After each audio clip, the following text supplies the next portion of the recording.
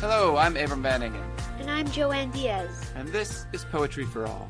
In this podcast, we read a poem, discuss it, learn from it, and then read it one more time. Today, we will read and discuss One Art by Elizabeth Bishop. Joanne, would you like to read this poem? With pleasure, yes. One Art. The art of losing isn't hard to master. So many things seem filled with the intent to be lost that their loss is no disaster. Lose something every day. Accept the fluster of lost door keys, the hour badly spent. The art of losing isn't hard to master. Then practice losing farther, losing faster, places, names, and where it was you meant to travel. None of these will bring disaster. I lost my mother's watch, and look, my last or next to last of 3 loved houses went. The art of losing isn't hard to master. I lost 2 cities, lovely ones, and vaster, some realms I owned, 2 rivers, a continent. I miss them, but it wasn't a disaster. Even losing you, the joking voice, a gesture I love, I shan't have lied. It's evident the art of losing's not too hard to master, though it may look like, write it, like disaster. Oh, she kills me. She's so good. I know.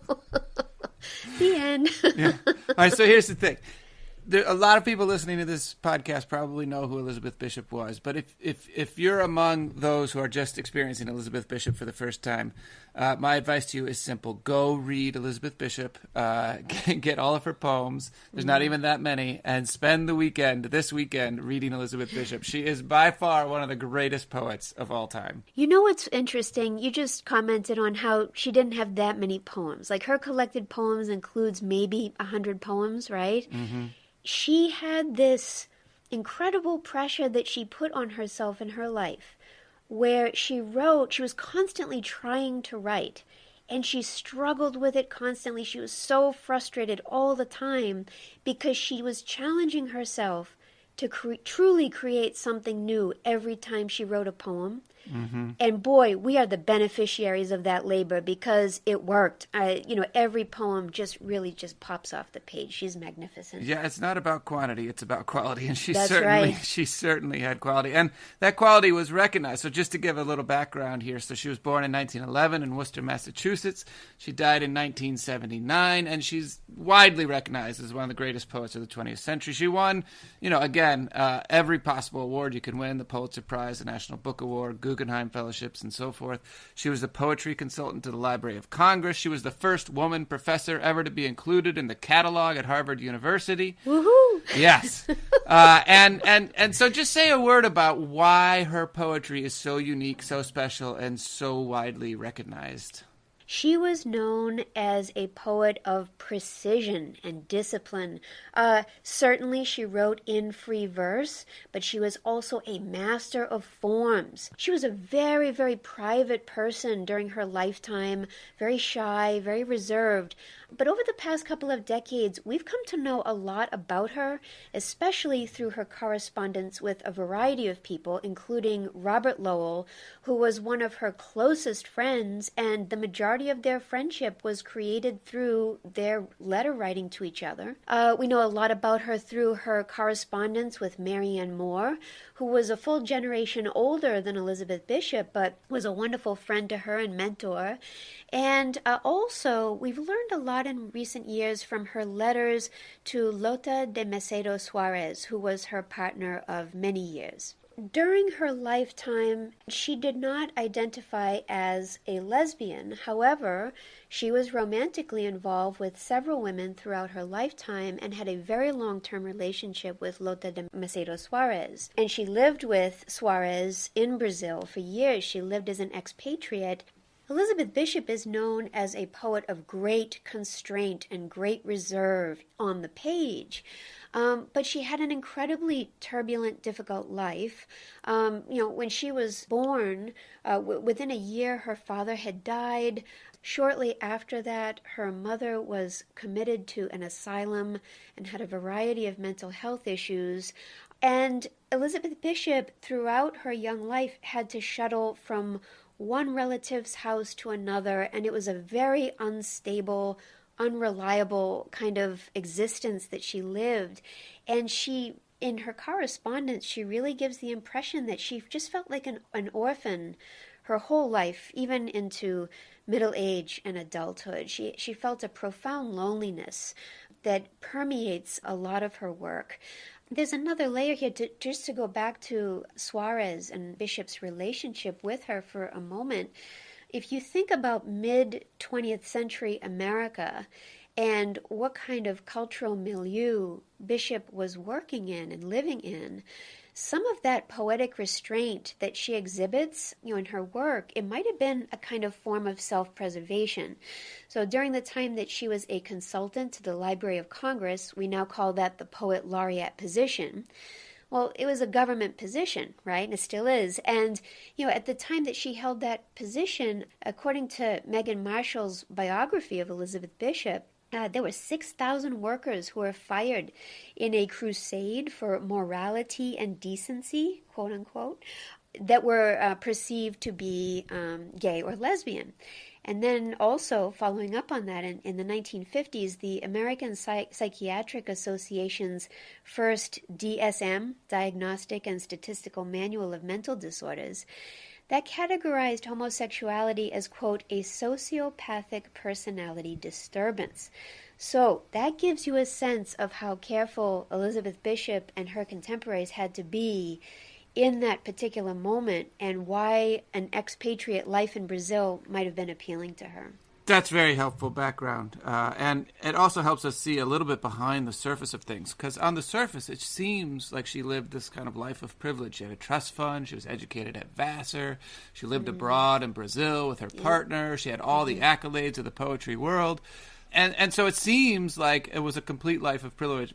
And so a lot of the struggles that she hid throughout her life have only come out more recently in the kinds of letters that we've seen her writing with all of her correspondence. So maybe with all of that background in mind, we could turn to this poem and think about what is the structure of restraint that guides it. This is a very formal poem, and the form is a villanelle. Can you tell us what a villanelle is and how it works? Yes, I love even the word villanelle. It comes from the Italian word villanella, which means country or rustic. That's actually where we get our English word villain. Hundreds of years ago, villain actually meant, oh, you country person. Huh. I had no idea. I know.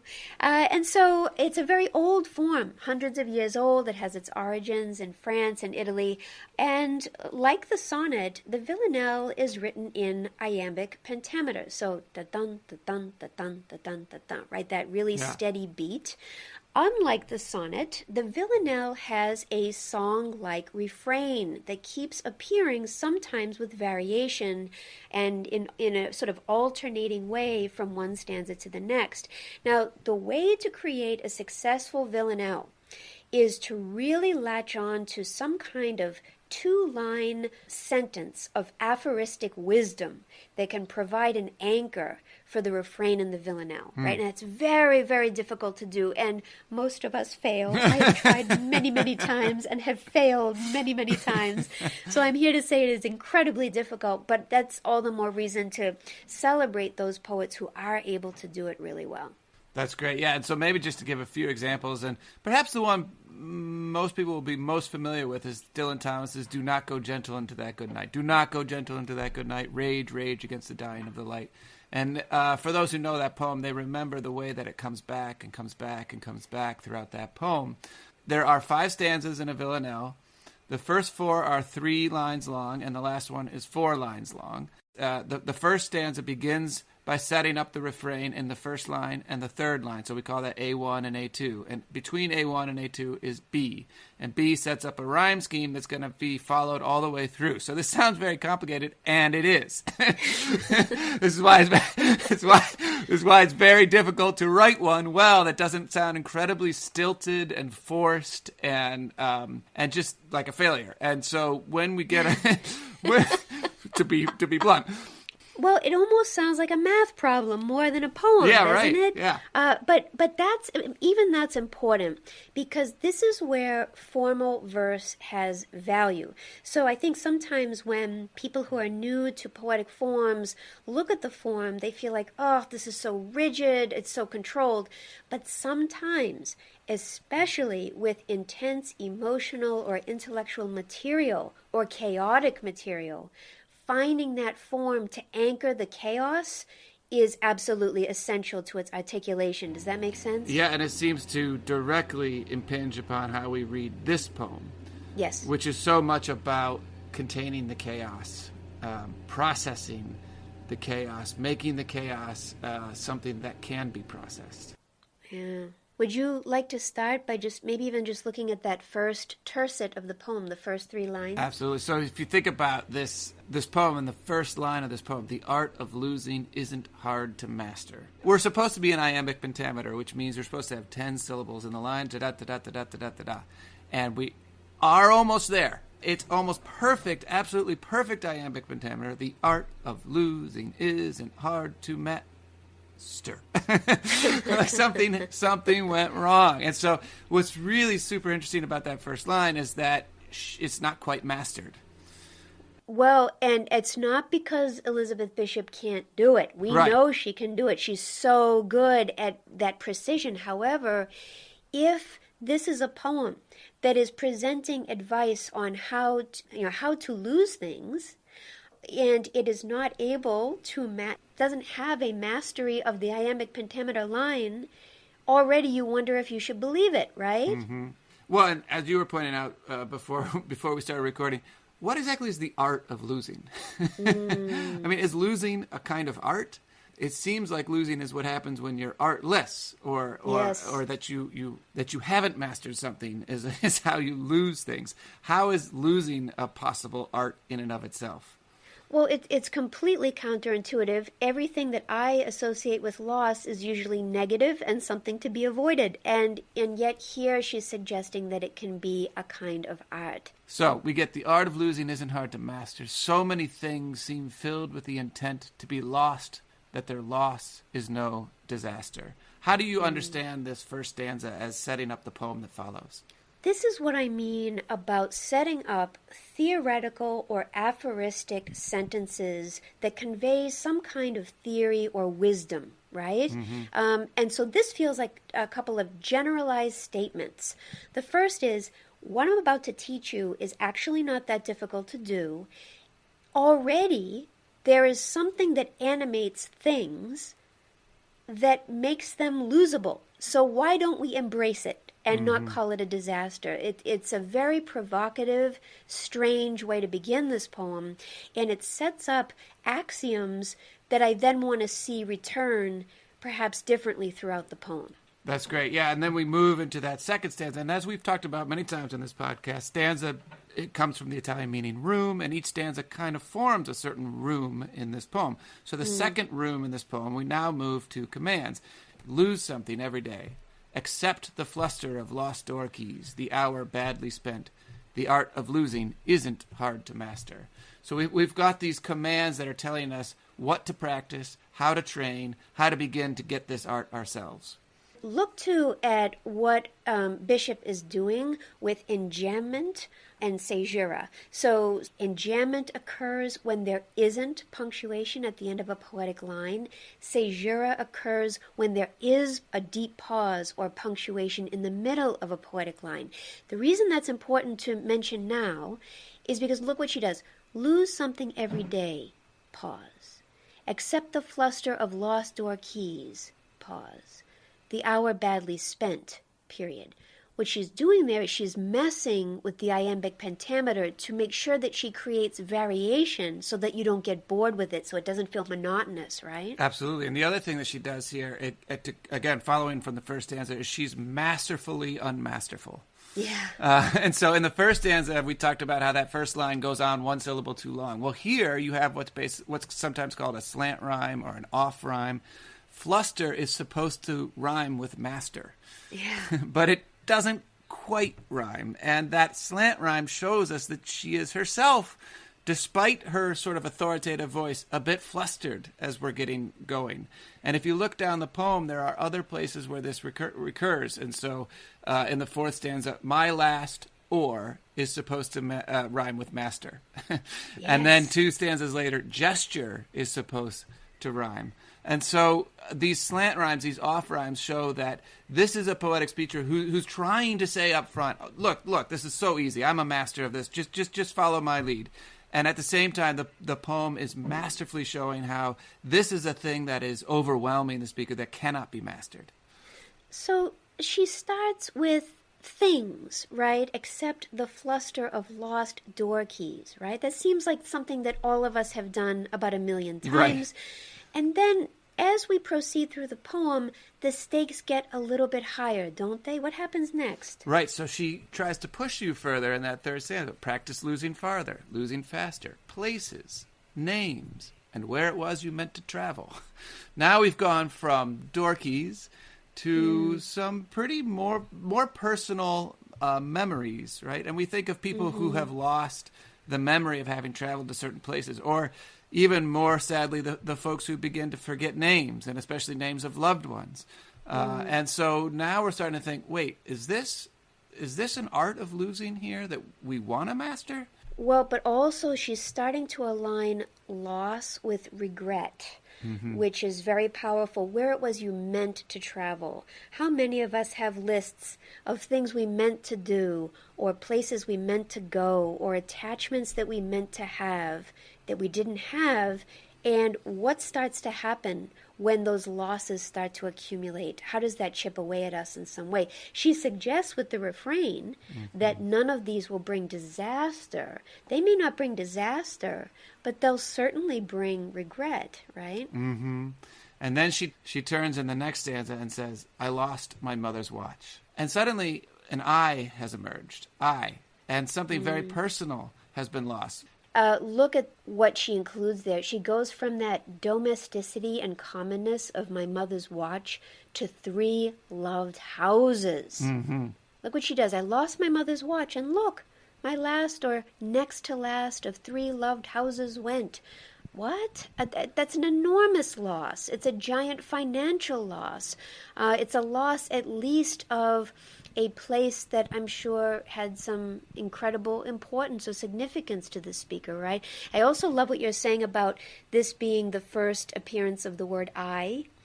In the context of the 1950s and 60s, when confessional poetry was the norm, the fashion in American poems and poetry, you have a poet who is so reluctant to say very much about the I at all. So when you see it, you're like, wait a minute, does that give me some insight into, something about her sensibility, right? And then you see this refrain return, and this is where the villanelle's strength really comes in. The more this refrain appears, and especially the way that Bishop uses it in this poem, you get the sense that, wait, now she's trying to convince herself. Yeah. Yes, and then the stakes get even higher in the penultimate stanza. I lost 2 cities, lovely ones, and vaster some realms I owned, 2 rivers, a continent. I missed them, but it wasn't a disaster. I mean, how much is a person capable of losing before we can call it a disaster? Right. And before they get, in a certain sense, broken by all these losses. And here is the first hint of a break. I missed them. So you're getting more and more of a sense of confession. You're getting more and more a sense of, okay, let me admit that losing is not great. When the speaker says, I lost 2 cities, some realms I owned, 2 rivers, a continent, it almost sounds like we're living in a fairy tale, right? I mean, no one owns cities, no one owns rivers and continents, right? Right. But again, I want to resist the urge to read this as entirely autobiographical, and yet I can't help but think of Elizabeth Bishop as a wanderer, as someone who was always desperately searching for a feeling of home, and yet never quite finding it for a very long time. Mm-hmm. And so in that context, I feel like this is a generalized statement that can be powerful for me as a reader, but also becomes even more poignant the more I understand about her life and her work. And now you turn to the last stanza. You've gone all the way up to losing continents, and then you get this dash, and it says, even losing you. So in other words, losing you is more than losing realms and rivers and continents. By the logic of the poem, we have gone even further up, and yet we're going further into that personal, to what is in a certain sense even very small. So the parenthetical that follows, the joking voice, a gesture I love. Just losing that gesture is more than losing an entire continent. Even losing you, the joking voice, a gesture I love, I shan't have lied. It's evident the art of losing's not too hard to master, though it may look like, write it, like disaster. What do you see there? So much. Thank goodness you read those lines. I don't know if I could have read them a second time. It just breaks me up every time. Yeah. This is one of Elizabeth Bishop's last poems, actually. She wrote this toward the end of her life, and by this point, Suarez, her partner of many years, Lota Suarez, had died. That took an enormous toll on Elizabeth Bishop. I also feel like these are the lines that show me how close the poetic speaker comes to disaster, but that the command to oneself to write and the fact that the poem has been written is a testament to our ability to go on and to exist. Mm-hmm. I mean, this is partly what, again, the villanelle, the formal structure allows you to do. You've got this refrain. It's repeating, repeating. The art of losing isn't hard to master. The art of losing isn't hard to master. And then, in the last bit, thinking of this one person, she says, the art of losing's not too hard to master. And that too, we've talked before in other poems, Robert Hayden's poem, for example, how that simple word too, T-O-O, can have just profound implications. And here it's inserted and it restructures the refrain. So she's no longer asserting what she asserted at the beginning. Now she's saying, well, it's not too hard to master. Even if you think about the rhyme, what is master supposed to rhyme with? Disaster. Well, what does it mean to master disaster? Yeah. And is that something we want to do, or is it the disaster that's mastering us? And part of the craft of this poem is showing the reciprocal relationship between those two words throughout, where you're losing control and regaining control and losing control and trying to regain control all the way through. And even just to add one more thing, that last line, I mean, what she does there in the parenthetical, again, to break up the refrain, write it. She's telling herself to write it. You get now the revelation of how hard she is pushing herself to create this poem that will process her grief. Though it may look like, and this is in parentheses, write it like disaster. It feels like she's addressing us as readers at the beginning of the poem, but it's so clear by the end she's addressing herself. This is a struggle she's having within herself, and we're watching it, and it's very, very powerful for that reason. Well, with all of that in mind, would you like to read this poem again? Yes. One art. The art of losing isn't hard to master. So many things seem filled with the intent to be lost, that their loss is no disaster. Lose something every day. Accept the fluster of lost door keys, the hour badly spent. The art of losing isn't hard to master. Then practice losing farther, losing faster, places, names, and where it was you meant to travel. None of these will bring disaster. I lost my mother's watch. And look, my last, or next to last, of 3 loved houses went. The art of losing isn't hard to master. I lost 2 cities, lovely ones, and vaster, some realms I owned, 2 rivers, a continent. I miss them, but it wasn't a disaster. Even losing you, the joking voice, a gesture I love, I shan't have lied. It's evident the art of losing's not too hard to master, though it may look like, write it, like disaster. Wow, thank you. Thank you. That is so good. For more information about Elizabeth Bishop, her life, her magnificent work, please visit our website at poetryforall.fireside.fm. And you can subscribe to Poetry for All wherever you get your podcasts. Please be sure to follow us on Facebook, Instagram, or Twitter. Thank you for listening. Thank you.